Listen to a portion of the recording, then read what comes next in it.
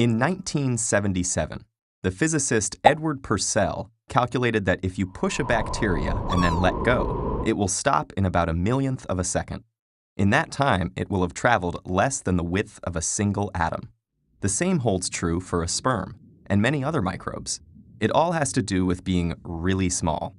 Microscopic creatures inhabit a world alien to us, where making it through an inch of water is an incredible endeavor. But why does size matter so much for a swimmer? What makes the world of a sperm so fundamentally different from that of a sperm whale? To find out, we need to dive into the physics of fluids. Here's a way to think about it. Imagine you're swimming in a pool. It's you and a whole bunch of water molecules. Water molecules outnumber you 1,000 trillion to 1. So pushing past them with your gigantic body is easy.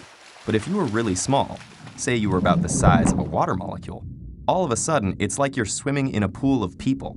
Rather than simply swishing by all the teeny tiny molecules, now every single water molecule is like another person you have to push past to get anywhere. In 1883, the physicist Osborne Reynolds figured out that there is one simple number that can predict how a fluid will behave. Ta-da! It's called the Reynolds number, and it depends on simple properties like the size of the swimmer, its speed, the density of the fluid, and the stickiness or the viscosity of the fluid. What this means is that creatures of very different sizes inhabit vastly different worlds. For example, because of its huge size, a sperm whale inhabits the large Reynolds number world. If it flaps its tail once, it can coast ahead for an incredible distance. Meanwhile, sperm live in a low Reynolds number world. If a sperm were to stop flapping its tail, it wouldn't even coast past a single atom. To imagine what it would feel like to be a sperm, you need to bring yourself down to its Reynolds number. Picture yourself in a tub of molasses, with your arms moving about as slow as the minute hand of a clock, and you'd have a pretty good idea of what a sperm is up against. So how do microbes manage to get anywhere? Well, many don't bother swimming at all. They just let the food drift to them. This is somewhat like a lazy cow that waits for the grass under its mouth to grow back. But many microbes do swim, and this is where those incredible adaptations come in. One trick they can use is to deform the shape of their paddle. By cleverly flexing their paddle to create more drag on the power stroke than on the recovery stroke, single-celled organisms like paramecia manage to inch their way through the crowd of water molecules. But there's an even more ingenious solution arrived at by bacteria and sperm. Instead of wagging their paddles back and forth, they wind them like a corkscrew.